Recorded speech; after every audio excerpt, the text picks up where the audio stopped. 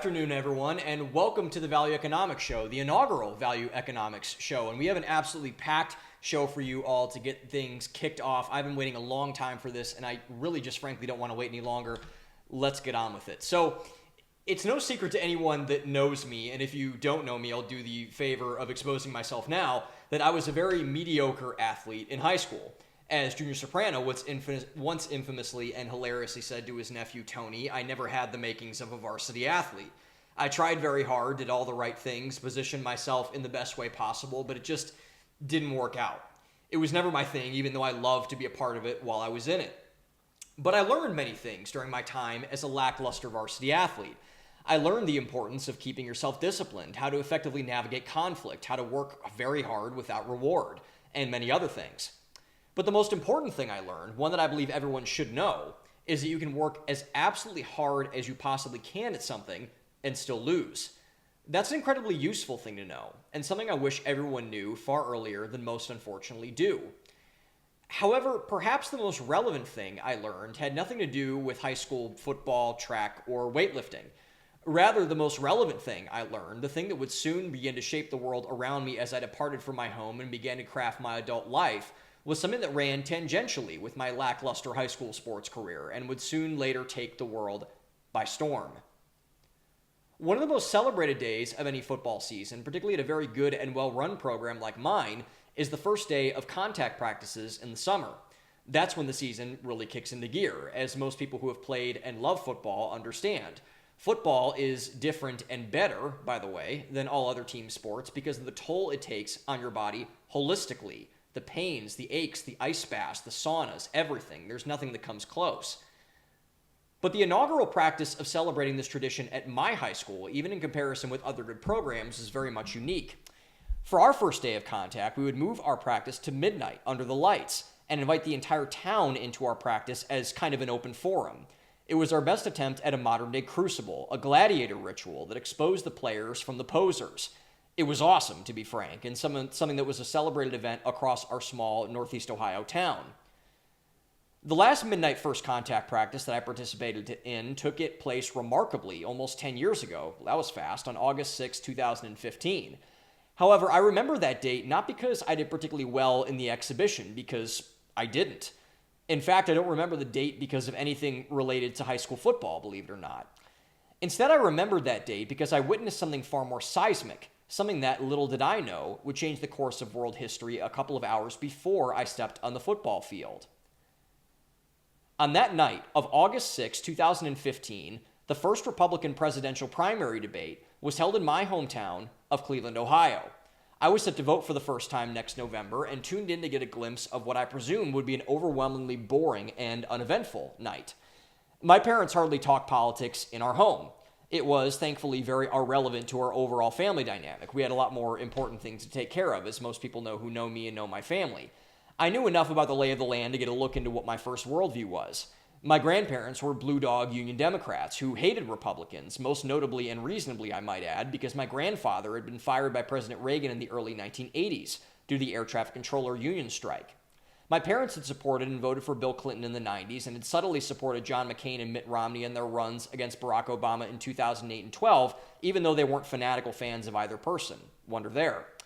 The rest of my family ranged across the spectrum, mostly leaning right at this moment in 2015. My most political uncle, who also doubles as my godfather, recommended I read Rush Limbaugh at the age of 12, for example. I passed on his request.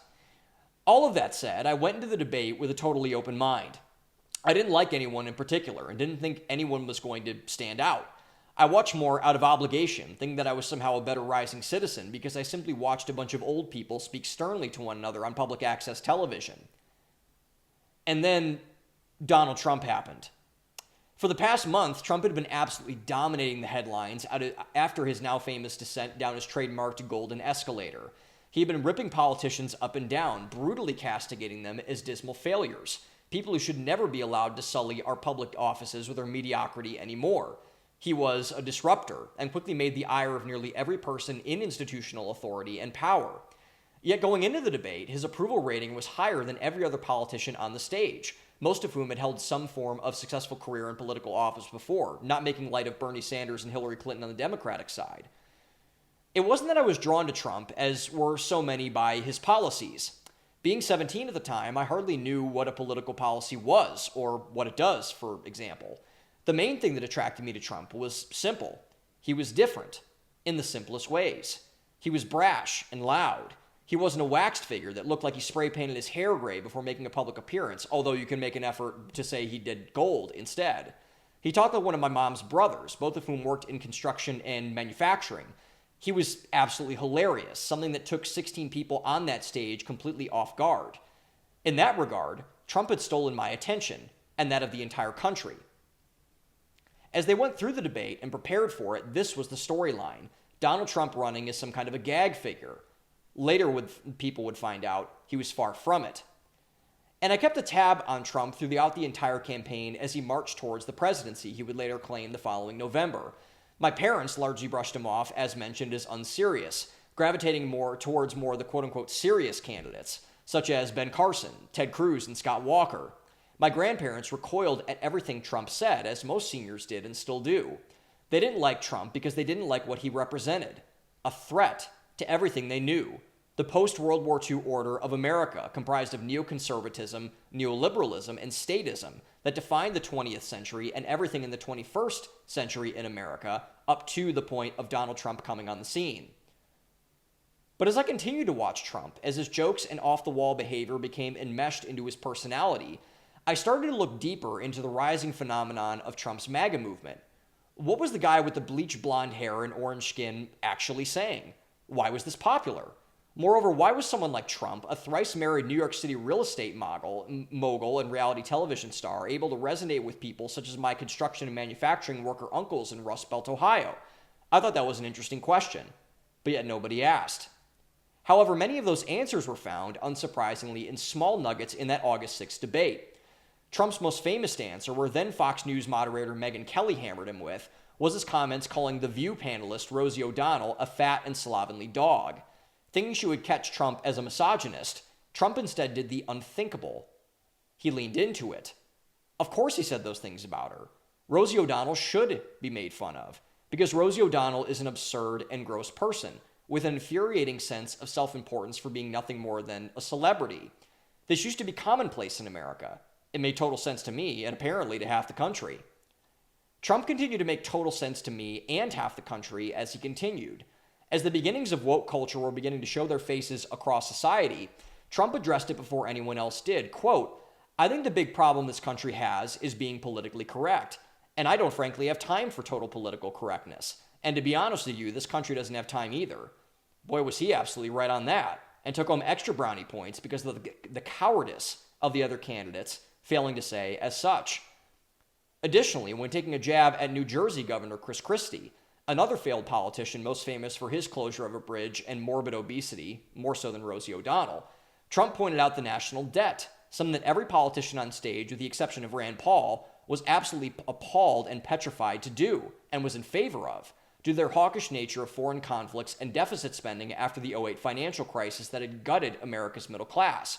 Quote, "By the way, this country right now owes $19 trillion, and they need someone like me to straighten out that mess," Trump said. As of this show, not even 10 years later, our debt has exploded to $36.5 trillion. Trump continued to poke the bear on the campaign trail, saying that no Republican politician had dared to say for 25 years. The Iraq War, for example, he stated, was a horror show and the worst foreign policy decision in the history of America. The massive influx of foreign nationals into our country, particularly into our southern border, was not, quote, compassionate, but rather something that had gouged wages of American working-class citizens. He questioned the United States funding of NATO, an institution that has no purpose since the fall of the Soviet Union in 1991. All of these things absolutely infuriated stalwarts of conservative politics like The Atlantic and Weekly Standard magazines, the Cato Institute, and mainline Republican swamp creatures like Lindsey Graham, Mitch McConnell, and Paul Ryan. They hated Trump and made no bones about showing it. But there was a deeper level to their hatred, one that hit them on a deeply personal level. The real reason they hated Donald Trump, and one that none of them would ever dare to admit, was because he was something they could never be, and never were. Cool. For the entirety of their existence, Republicans had been your grandfather's preferred politics. They were the ones who hung out with the Chamber of Commerce and in smoke-filled rooms, drinking aged bourbon and smoking imported cigars. They were the untouchables, the elites, the ones who everyone loved to hate, but yet somehow always hung around. There were legitimate reasons for their hatred, legitimate reasons as to why Barack Obama had trounced their last two political candidates, for example. But Republicans didn't do a single thing about it. They continued to be unaware and unimpressive losers, reclining into their complacency and enriching their donors along the way. That was enough. That was what they wanted. But Donald Trump was different than that. His wife was the literal supermodel, infuriating Republican politicians who did the quote-unquote proper thing by marrying their high school sweetheart. They mowed their bones by licking the boots of the right people at the right moment. Trump, by contrast, did exactly what he wanted all the time. While they hung out with the soulless corporate shills who gave their political careers life support, Trump hung out and golfed with Tom Brady and Mike Tyson.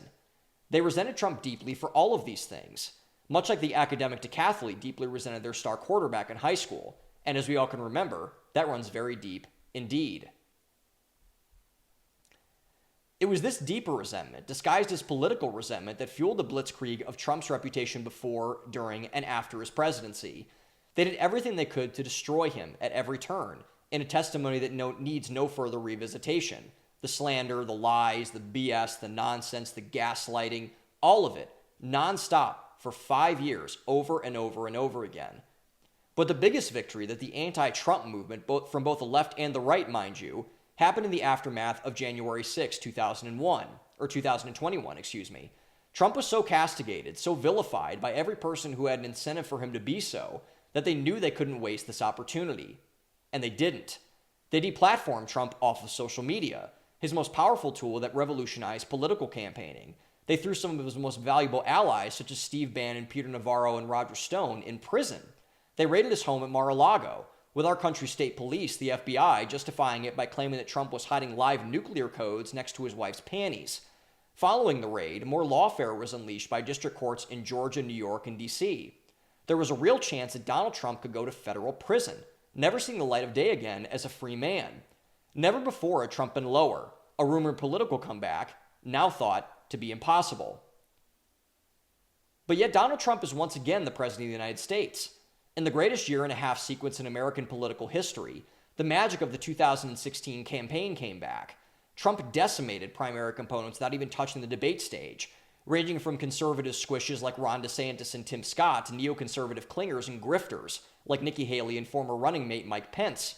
He pulverized Joe Biden and Kamala Harris via social media, mostly due to Elon Musk's acquisition of Twitter, now named X, which unleashed free speech from social media censorship and suppression. He leveraged new media, doing a remarkable 3-hour podcast with Joe Rogan, among others, that was viewed by an astonishing 1 million people per hour during its first live day on the internet. The result? An unprecedented landslide that served as a throbbing middle finger to the bi-coastal, bipartisan elite that has shipwrecked its citizens over and over again. There are many things to analyze about Donald Trump's resurgence. However, I believe many of the debates and discussions happening about it now, as important as they are incomplete. The phenomenon of Donald Trump is far more than getting rid of government waste, negotiating peace to foreign wars, and stealing our southern border, which the Biden administration demonically left open on purpose. Instead, the most remarkable thing about Donald Trump's resurgence is the same phenomenon that made him surgent in the first place. He's cool again. Donald Trump's popularity has never been higher. The current generation of America's young people is, by far, the most conservative on record, including with ethnic minorities and women, dating all the way back to the early 1900s when they started recording this data. NFL players and MMA fighters do the Trump dance, they win the Super Bowl and heavyweight titles. Big tech overlords nearly trample each other to get a glimpse of his inauguration speech, with Mark Zuckerberg sporting an afro and chain, and Jeff Bezos' wife almost nothing at all. This is a strange phenomenon, perhaps the most strange of our time. The question we should be asking, and really the only question that should ever be asked of someone like Donald Trump, is the following. How did this happen exactly? Well, there are many reasons as to why Donald Trump is the most popular president and person, by the way, of our lifetime, which he is, undoubtedly. Instead of loathing that, as so many people do, their efforts would be better directed as to understanding it. We've talked about many things specifically to Trump that make him so, and are going to leave him at this pace the most transformative figure in American history since Martin Luther King Jr., and maybe, dare I say, even more so when it comes to a holistic perspective. However, as we've mentioned so far, the theme that resonates deepest pertaining to Trump is far more generalized and relatable. The primary thing people respect in another person is their ability to see them for who they are. When you were 5, for example, and someone didn't share a toy with you after you asked nicely, you rightly felt rejected. That person is selfish, you thought. They don't see that you want not just a toy, but maybe a friend too, someone to commune with, to develop a relationship with, to talk to. It's much more than just a toy. It's the lack of human connection that made you recoil so quickly and rightly. As we age, we like to think naively that we're somehow beyond this, but we're not. In fact, the worst things that humans have ever done, due to many things like phones and social media, is numb our instincts. This has been a terrifically terrible idea, with awful consequences. Instincts are a God-given thing. Trying to pick a fight with God in any form is not a recipe for success. On October 20th of last year, a little less than 2 weeks before America made him the 47th president, Donald Trump manned a cash register and fry station at a Pennsylvania McDonald's. It's no secret that Trump has a great love for the All-American chain. His trademarked order of a Big Mac, Filet-O-Fish, and vanilla shake have been well documented. But what was not well documented, and what was unavoidable at a campaign stunt of this magnitude, was displayed in an interaction between Trump and an Indian couple as they pulled into the drive-thru. As Trump readied the fast food handoff, the man driving the car was in disbelief, saying that there was no way a quote-unquote ordinary man like himself could be served grizzled beef by a former and potential future president. Upon this line, Trump said the most impactful phrase of his entire campaign, and I would argue across all 3 of them, 3 words that should, if people have any sense, be studied for decades to come in political science and theater. You're not ordinary. For far too long, American citizens have been treated as ordinary by people who don't respect them at all. Your union factory job in an auto plant just got outsourced to Zimbabwe. Learn to code, Rube. Uncomfortable with pornographic and sexual content being displayed in your kindergartner's library? How dare you? Get over it, bigot. Upset that your tax dollars are getting pilfered away by USAID to fund a Middle Eastern version of Sesame Street? Shut up with your jingoistic rhetoric, you phobe. When looked at with a broad brush, it's dumbfounding at just how long Americans have put up with this, and just how vicious America's ruling class has been in cramming every bit of their nonsensical rhetoric down their throats. But what isn't dumbfounding to Americans, and conversely why it's so dumbfounding to our institutional power brokers, is why they love Donald Trump. But when they do realize it, it's so horrifying to them, so fatalistic to their century-long crusade, that to gaze upon it is to gaze upon death itself. Trump is loved by his voters because Trump loves them. The most frustrating part about being an American citizen is, by far, the amount of contempt, of hatred that our elites show towards us. They show no qualms in letting us know about it.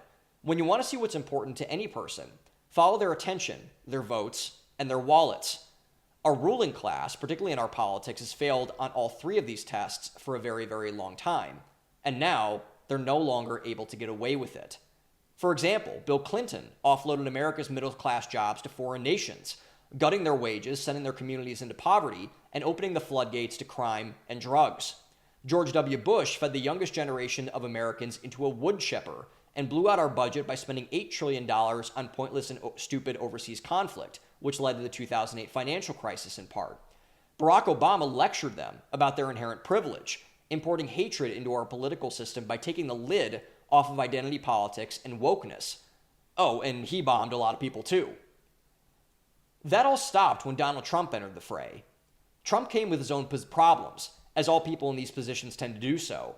He was brash, loud, and offensive, a bull in a china shop, someone who had far more regard for himself than any institution he is entrusted, back then and now, with leading.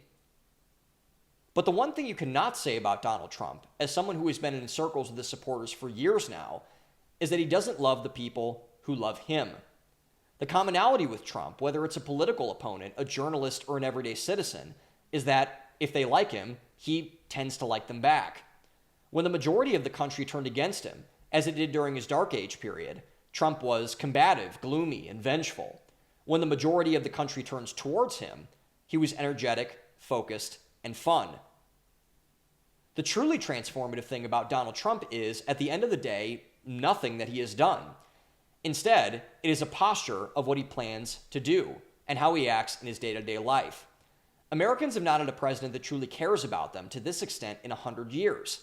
It's why our ruling class has always hated him, and why American citizens, both in the past and present, have always, in one way or another, loved him. In one of Trump's most memorable moments on the campaign trail, he ad-libbed a speech in Michigan by saying that he took a bullet for democracy. But that wasn't true. Trump took a bullet for his voters. His reason is the same for why he's back in the White House. It's simply what you do for the people that you love. Now let's get into some stories. Okay, so Andrew Tate's back in the news. I thought that was interesting to go and see. And let's go ahead and look this up. This is very interesting. I've been talking about Tate for a while, and I think that he's something that is worth talking about, even though people don't want to talk to him. So Andrew Tate is in Florida right now. Ron DeSantis is causing quite a stir about this. So, story from NBC News, Ron DeSantis antagonizes, that's a strong word, MAGA supporters by going after Andrew Tate. The Florida governor quickly made it clear that Tate, the social media figure popular in some right-wing circles, wasn't welcome in the state. Let me see if we have a quote here. Tate announces that he's leaving, relevant, etc. Trump Jr. called Tate buddy, apparently. That's hilarious. Alina Habba was she was their attorney, actually. That's something that is also involved with this. But Andrew Tate has been causing quite a stir among the MAGA movement recently. And this is a big division. Benny Johnson had him on the show, I think a couple of weeks ago. The Hodge twins, I believe, had him on the show a couple of weeks ago as well. This is whether people want to talk about Tate or not, this is it's an important story, and it's something that we should talk about more and more, that we definitely do. So I've heard a lot of things about Tate. I wrote about him. I've defended him a couple of times. I have not defended him a couple times. And as we're getting more and more information coming in about Andrew Tate, I think it's very important to see why the discussion's happening on the right. And I think I was having this conversation with Hafiz Bayoku, my friend, who has a great live show on YouTube. Go subscribe to his YouTube channel. I've talked with my friend Gabriella Cipriano about this. I've talked with a lot of other people about Andrew Tate, a lot of men, for instance, and mostly just because Tate is the person who resonates most with that demographic, and obviously that person is going to be a young man who's looking for guidance, who has been failed by a lot of these institutions in the past. And I think really the answer that we're looking for here is just that Tate is not the answer, because no single celebrity is the answer. Donald Trump is not the answer, by the way. I hope I made that clear in my opening monologue. He's not a savior. Jesus is the only one who saves, for example. So we want to get that clear. But I actually thought the most interesting point about this was a point that Delano Squires made on Jason Whitlock's show a couple of weeks ago.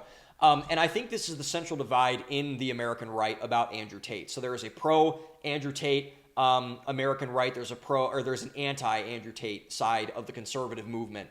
And I think that the divide is simply, it's about like Tate isn't enough of a conservative, or Tate is just kind of being targeted by the left in all these ways. He's actually very similar to Trump in that way. And I think the point that Delano Squires made, I thought would probably make Andrew Tate very, very upset if he read the thing that Delano said or listened to the clip that Delano said, was that he compared him to Gloria Steinem, which I thought was very, very interesting. So Gloria Steinem, for those who don't know, is a very, very famous feminist thinker, writer. She was one of the most influential people in the second wave movement in the 1960s about kind of, what women should be, kind of, you need a man like a fish needs a bicycle, all those type of things. That was all her.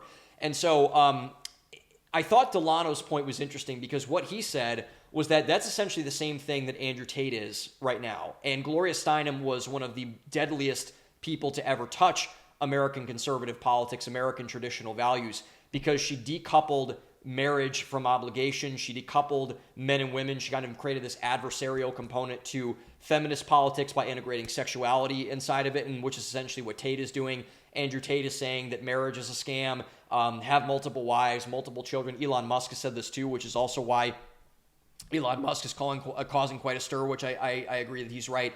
And I think that the conclusion that I've come to on Andrew Tate is that essentially how I view him now, and I've thought about this long and hard. I wrote about him in Toxic Immaturity. I've made YouTube videos about him. I think Andrew Tate is a Trojan horse.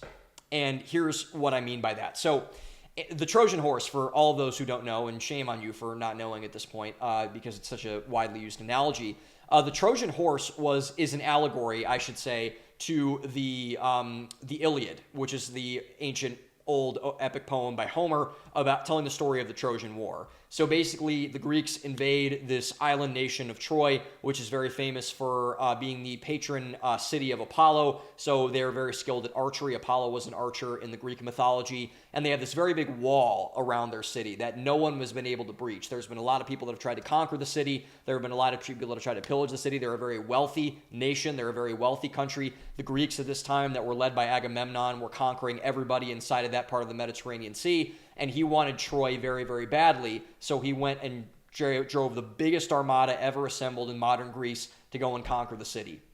And he brought along this guy named Achilles, who you guys probably have all known, Achilles' heel, all those type of things. Odysseus, who would later be the star in the Odyssey, which is Homer's other famous poem, which is being made into a Nolan movie. Thank God. I've been wanting an Odyssey movie for a very long time, at least a good one, a modern one. So, good luck to Christopher Nolan on that. But essentially, what happens throughout the epic poem and throughout the story of Troy is that the Greeks try over and over and over and over and over again to breach the walls, and they can't do it. So essentially, what happens is they, quote unquote, leave Troy. They leave Troy, and they kind of steer the boats away. They steer the boats off the shore, and they leave this offering, quote unquote, of a horse. Because a horse is the animal of Apollo in a way. He's kind of an associated, kind of archetype of the Apollo spirit that is descended upon Troy. And they leave it for them on the beach.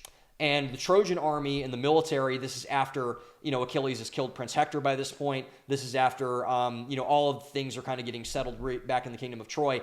And they see this horse, and the Trojans, in abstract, were very, very religious people at this point. They were very, very loyal to serving Apollo. So they thought that this was a gift from the gods, from Apollo, for, quote unquote, defeating the Greeks. And so what they did was they dragged the horse, this wooden horse that was kind of made into an effigy, and they dragged it inside of the city. And so they kind of burned sacrifices to it at this point. It was a very paganistic religion. They kind of, just threw a bunch of festivals for it. They said, oh my gosh, you beat the Greeks. Look at all the favor that has been shown on us from our gods, all the things. And what actually turned out to happen was that Troy would later be conquered by the Greeks, because all the Greeks did was they put their best soldiers inside of the horse. They let down the gates of Troy. The rest of the army stormed into the front of the gates, and they raped and pillaged the entire city, razed it to the ground, instead of Aeneas going out and carrying the sword of Troy with him and creating what would later be Rome, at least in the mythology from that perspective. I don't know if there's any historical accuracy there or not, but that's the story, and that's what I think the Andrew Tate phenomenon represents. Andrew Tate is a Trojan horse. Andrew Tate is a Trojan horse because if he is left unimpeded, he will do far more to destroy conservatism than save it. And I think this is actually the biggest thing that Delano Squires said in his rant. This is the biggest thing that I believe conservatives who are raising awareness about the faults of Andrew Tate actually have in terms of just a general point about him that I think is accurate, is that when you look at conservative politics generally, I think a lot of this, and Donald Trump is guilty of this, is what are we against? What can we destroy? Who are our enemies? And that's been something that Andrew Tate is really good at. He's really upset at the Matrix. He's really upset at the relations between men and women. He's really upset at the institution of marriage. He's really upset at, a lot of the, the world government globalists, all the nameless people that he names for some bizarre reason. And interestingly enough, that's kind of what this Donald Trump nationalist populist movement is as well. He talks about all of these vague terms. He talks about all of these things, and he kind of says, this is kind of how this goes. This is how that goes, all those things. And so, but the thing that I think is both an error of Trump, we're going to focus on Tate here, but an error of Tate is that name me one thing that Andrew Tate has said he's for. Nothing. Like, I can't find a single thing on the internet, and that was the point of Delano Squires. Andrew Tate does not build anything. And he builds up men, quote unquote. That's kind of his calling card. He's, join my Hustlers University, learn how to make money, learn how to attract women, whatever. Like, okay, fine. But that archetype that he's creating, that person he's creating, is not someone that I think should be admired or is going to be admired long-term by anybody. But because if you breed a lot of nihilistic, anti-marriage, anti-helping people out, anti-community-oriented men, it's not going to help anybody, including that person. And they're going to find out really late. And Andrew Tate has gotten rich off of it, which is a very, very, upsetting thing in many ways.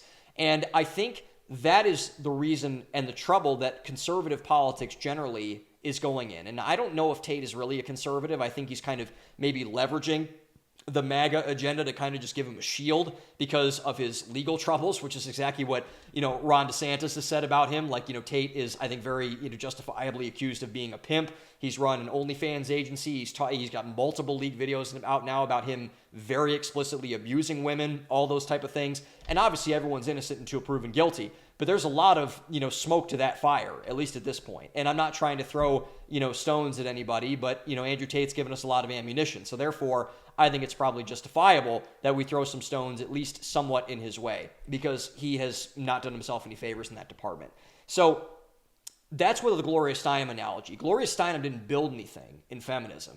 Andrew Tate is not building anything with the real world, with the Matrix, with all these sorts of, banal and weird things that he's kind of doing right now. He's not building anything constructive.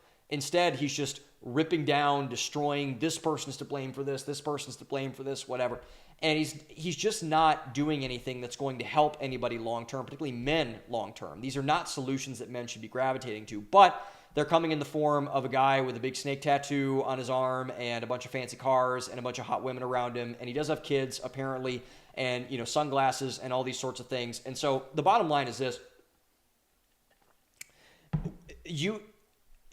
Conservative politics needs to be defined by what we are conserving. It can't be about breaking stuff all the time. And I'm a fan of breaking stuff. I just had my whole opening monologue about, I'm glad that Trump is breaking stuff. I'm glad that people are coming in and throwing out all of these people that are, villains to the everyday citizen, villains to the everyday person. And I'm glad that that's happening. But I think overall, what's happening is we're throwing the baby out with the bathwater a little bit too much here. We're doing a disservice to a lot of people by saying that at the end of the day, you really shouldn't have anything you're standing for. Well, you know what you're standing against. You know what your enemies are, but who are your heroes? Who are you holding up to people? Who are you valorizing? And that's really, really important to any movement, really.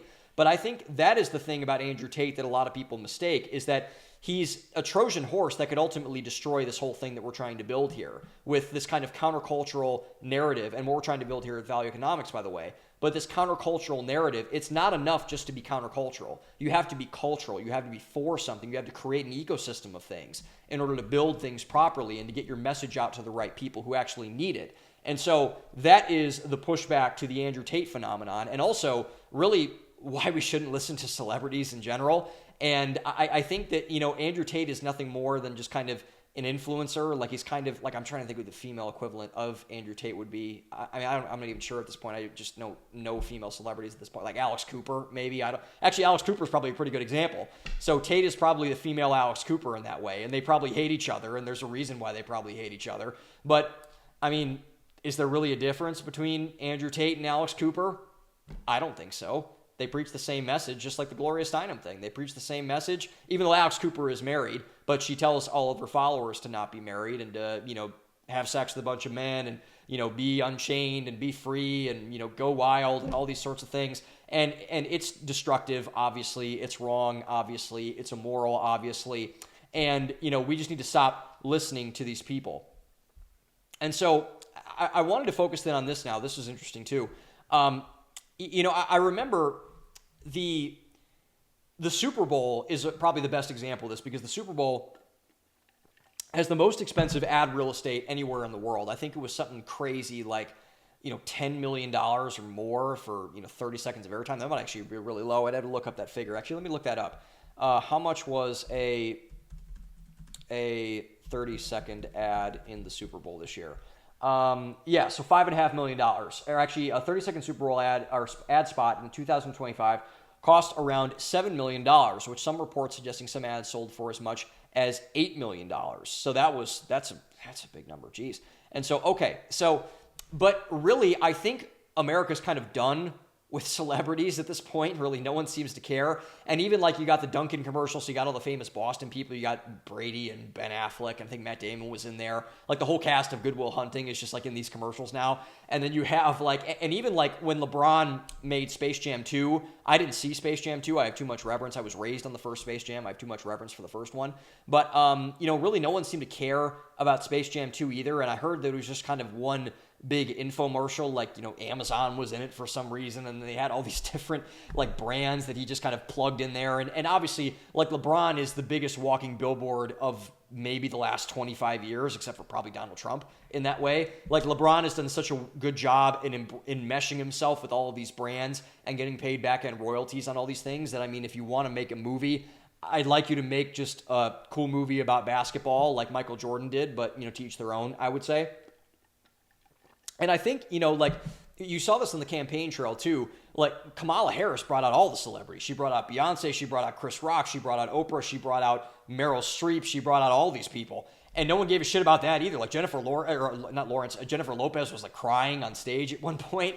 And, like, she had it was hilarious because, Kamala Harris had all those code-switching accents throughout the entire campaign. Jennifer Lopez never sounded more Latina than when she was on a stage yelling about the southern border on the Kamala Harris campaign. And so, anyway, from that perspective, it was ridiculous. Obviously, it was absurd. Obviously, Trump did the same thing, but he brought out, like, Hulk Hogan and Dana White, and, like, it was much less celebrity saturated than Kamala Harris's campaign was. And so, you had all of these things, and she was doling out all of this money, like millions and millions of dollars. Like, it was something crazy. Like, I think Beyonce might have gotten $3 million for 5 minutes, and Oprah Winfrey got like $1 million to host that, and she paid like Chris Rock and a bunch of people apparently. And I don't think it's working anymore.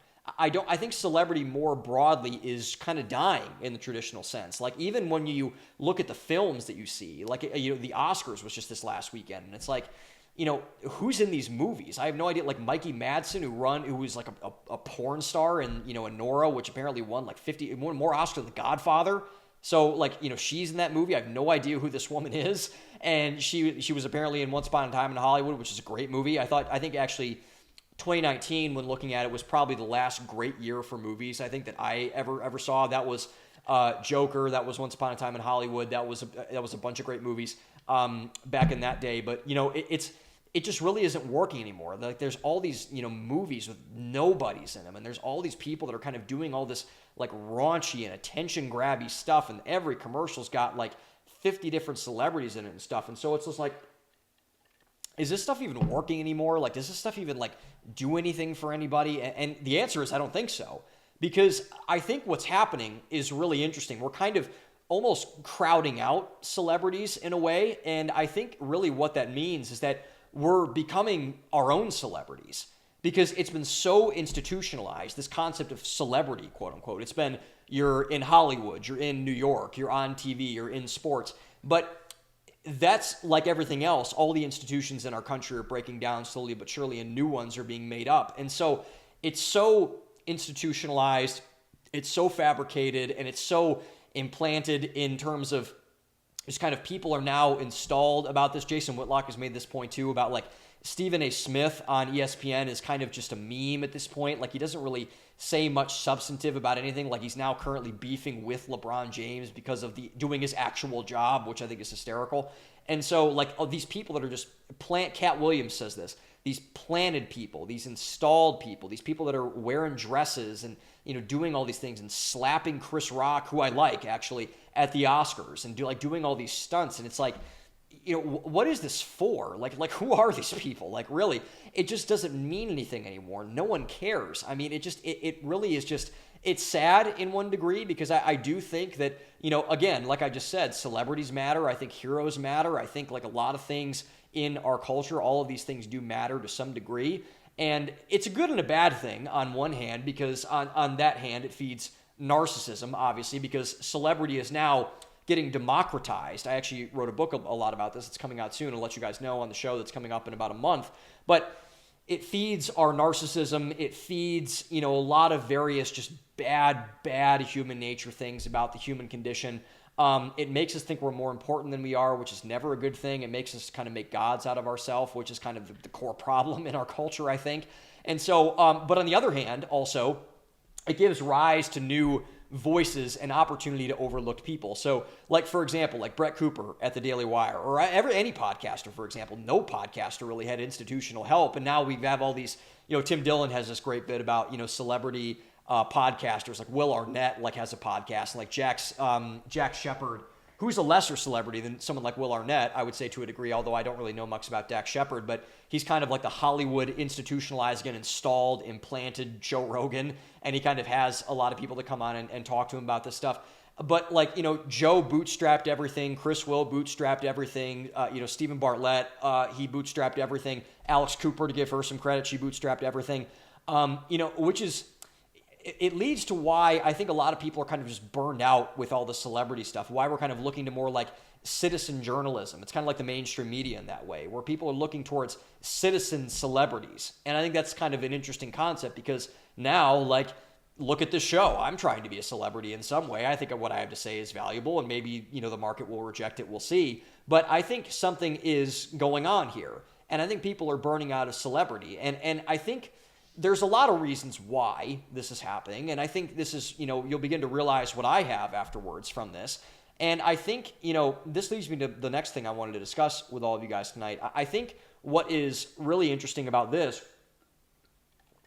so I was watching a Jordan Peterson clip the other day, and, or actually right before I hopped on, which is so interesting. So Dr. Peterson comes in very strong again. I was just at his ARC conference, the Alliance for Responsible Citizenship, last February. I was privileged enough to receive an invite. Dr. Peterson's great. Obviously, his stuff is all over my office and my studio. You guys can't see it here. But, Dr. Peterson's one of my heroes. He's been one of my heroes for a long time. I think contrary to Andrew Tate, he is the opposite of what Andrew Tate is. He's kind of like, Andrew Tate's kind of like the wannabe Jordan Peterson in a weird way, which is kind of a self-owned because they've kind of been, beefing back and forth for a while. And it was one of like the classic Peterson videos. I think this is the video of Peterson that I really like the best. The type of video of Peterson that I really like the best is that it was one of his old ones that he was doing at the University of Toronto, and he was just lecturing to his students, and it was like a clipped video that he put on his YouTube channel from like deep in the archives of when he was recording something for his classes way back before, Bill C-16, and he went on Rogan and talked about all the things that were going on with, gender pronouns and things like that. And he said something that I thought was really insightful. He said, people don't want to succeed, they just want to not fail. And I thought that was very, very interesting because I think it's really true. Because it's easy to be a failure now. It's very hard to succeed and to try at something that matters. And he had this really eloquent analogy about, he actually used a biological reference to do this, because if you looked at like zebras inside of the Sahara or the savanna in Africa, or if you looked at a school of fish, because all of these animals, they're pack animals, they're prey animals, they're not predator animals. They travel in packs to get numbers. And you realize that, the healthiest, the most well-fed, the most, safe people inside of a herd, whether it's zebras or fish, are always in the middle of the pack. They're never on the outside, because the people on the outside are the ones that get eaten by lions, by sharks, by predator fish, by anyone on the savannah, all those type of things. And so people don't want to stand out. They will do everything they can to kind of force their way to the middle. They'll swim to the middle, they'll move and graze to the middle, and they'll fatten themselves up, and they'll kind of blend in with the rest of the stripes and the scales. And, when people, I think that's why a lot of people right now, when people are online, and why I think a lot of this is a self-help analogy in a way, why the self-help people, I think, are failing is that they're teaching people to be a success. If you just follow me, you'll be successful. If you just do X, Y, and Z, you'll be successful. If you just do this program or this thing or check this box, you will be a quote-unquote success. And I've done that in the past. But Peterson's point, which I think is really accurate, is that people don't want that. They actually don't want what they're selling, which is why a lot of them are stalling out in the middle of thin air right now. They don't want to be successful. They just want to not fail. And that like blew my brain when I read about this, because I said, God, is that true?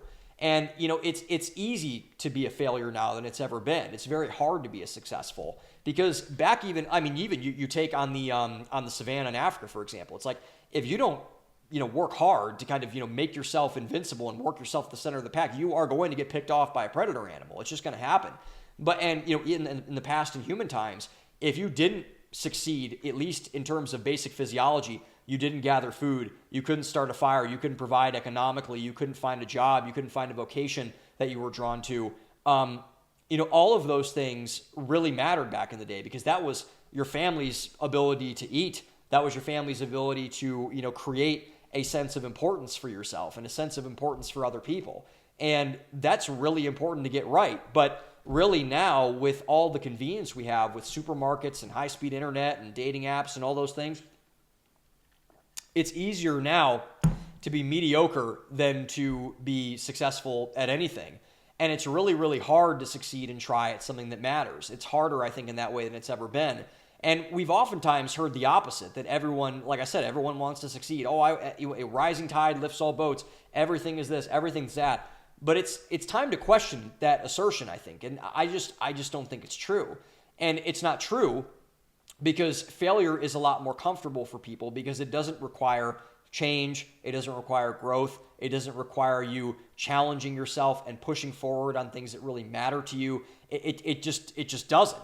And it's a very low bar for the success that you have when you're talking about any field of endeavor that's worthwhile. So, you know, when people online tell you that success can be easily obtained, that if you just do my 5-step thing, you'll, you know, make a $30K month in your business, or you'll find love, or you'll do this, or you'll do whatever. Just don't listen to these people. Just don't listen to them anymore. I think we're all getting burned out here. I'm going to talk about this as I close the show later on. But, you know, success is attainable. And if you want to succeed, you should succeed. I believe we have an obligation to be successful if we are going to bring a lot of our values back inside of our society. If we're able to bring our values back inside of culture, that's going to be a very good thing. But the reason why our culture has been so valueless for so long is because of this exact point that Dr. Peterson makes. People don't want to succeed. They don't want to bring their values forward. They don't want to fight for their values. They don't want to say that these are the things we should be going after. This is why everyone who says this, whether they're right or wrong, and people have bad values and they spread values all the time. Andrew Tate's a good example of this. This is why there are so few people like that. And also why people, regardless, again, of their audience, they're so drawn to these people. Like, I mean, Stalin and Hitler were exactly like this. I mean, they had massive audiences. They had massive... I just watched this great documentary on the Nazis on Netflix the other day. And just, you know, when I was watching this, you know, colorized live version of one of Hitler's old speeches, and the tens and hundreds of thousands of people, the millions of people in Nazi Germany that were cheering for him and saying, like, you know, like, fuck yeah, dude, like, you go, like, all this sort of thing. It's like that's insane to me. But when you look at this, it's not, because success is hard. People respect success a lot. They respect it a lot. But there's a reason why a lot of people are not successful. There's a reason why. But you should succeed. I want everyone on this channel to succeed if they want to. Success is obtainable, but you'll never be able to be consistent with it if you don't understand what you're up against, if you don't understand that you're going to stand out, if you don't understand that you're going to have to make enemies along the way, if you don't understand what your values are and how to really fund them in terms of where you go in a field of endeavor. So success is very hard, it's difficult, and it's almost impossible. And it's much harder to be a success than it is to be a failure. But I do think at the end of the day that it's worth it, because we need successful people. And that's really going to be my closing message, because now, you know, we've reached the end of our first show, unbelievably. And so, you know, again, that was fast. That was really fast, actually. And so that was a blast. But before we close, I wanted to answer a very important question, one that all of you probably have in some form or another at this point in the program after you watched all the things that we've talked about so far. Kind of went all over the place. First episode doing something like this. And I think it's important to answer. So what is the show actually going to be about? I think that's a really good thing to get straight. That's a very good question, as I mentioned earlier, and I thought it was pertinent to answer it as clearly and concisely as possible before we just kind of, wipe our hands and move on to next week. And to answer that question, I'm going to draw from Steve Deace, the famous cultural commentator for Blaze Media, and one that I look up to quite fondly. I was just actually turned on to Steve's content recently, and he's awesome. He's really, really good. He says a lot of really good things. And on January 22nd of this year, Steve Deace was invited to preach at Mark Driscoll's Real Men in Scottsdale, Arizona. Driscoll, who had helped bring Deace out of the lowest point of his life, correctly labeled him as one of the most important Protestant commentators in America for evangelical Christians, as, he is, undoubtedly. And this was proven through Deace's talk, because the theme of his sermon at Real Men, an incredibly important institution and maybe the only Christian institution, as sad as that is to say, that focuses on building up men, was decision-making. What makes a man today? What type of man should be made today? How should men wander throughout life? These are all really important questions, and ones that are absolutely necessary to have strict answers to. The reason why Deace's speech was so good was because he answered all of those questions with one answer. Deace's anchor that he chose to moor to his boat, the one that defined his talk and defines his life philosophy, will also define this show. Your worldview. The thing that made Deace's speech ring so true with so many people is this answer. More than any other decision you make, no decision is more important than the one regarding how you choose to see the world. Unlike many lines of thought in the world today, it is indeed a choice. It is not something that can be consolidated as something as trivial as your skin color or your gender or who you decide to go home with after one more whiskey sour than you'd like to after a night on 6th Street. But something that can be consolidated into a coherent strategy and vision for your life is how you see the world. Being white, for example, has nothing to do with the way you go about living from a technical perspective, nor does being a woman or a lesbian or a Filipino non-binary demisexual, as bizarre as those people might sound and probably are. Those things all matter to some extent, and we should be careful about trivializing them, and we'll try not to on this show. But all of these things pale into comparison to your worldview. In the 6 years that I've been talking about values and digging into every fiber of how and why they matter, I believe this is the final conclusion that I've reached. The reason why the world seems to be so crazy, the reason why 2 decades of content and influencer culture has submarined nearly 2 generations of people, is because of a bad worldview. There is no reason as to why this has taken place, at least not any good ones. Instead, what we've had are a lot of very banal and stupid reasons for very deep and nuanced problems. Trump is Putin's puppet. Get the vax. Elon Musk is the president. Christianity is outdated. Corporations want the best for you. Go see a therapist if you feel sad or any emotion. Hustle and grind. Be obsessed or be average. If they have the opposite genitalia and a pulse, sleep with them. Don't do them, these banal and stupid people with their banal and stupid reasons say, and you're an outcast. Shut up and obey.